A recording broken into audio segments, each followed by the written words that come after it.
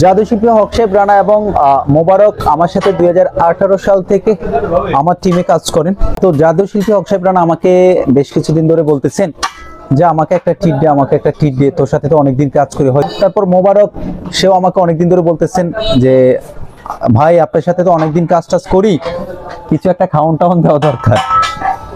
তো ভাবলাম কি করা যায়, একবার ভেবেছি যে কুঞ্জরাট কিংবা ভোলাতে যাব। 31শে ডিসেম্বর শুভ উদ্বোধন করেছেন হাজি কাচ্চিগর লালমোহন চৌরাস্তার মোড়ে। তো আজকে তাদেরকে নিয়ে আসলাম হাজি কাচ্চিগরের কাচ্চির স্বাদ নেওয়ার জন্য।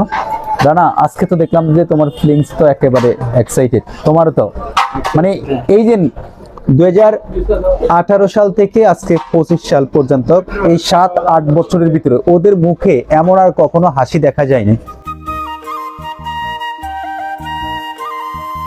আলহামদুলিল্লাহ ফাইনালি চলে এসেছে আমার সামনে ভুনা খিচুড়ি। হ্যাঁ নাজিম খান, আপনাকে ধন্যবাদ। নাজিম খান, আপনাকে অসংখ্য ধন্যবাদ। আজকে সুন্দর একটা দিন কাটালো আপনার সাথে।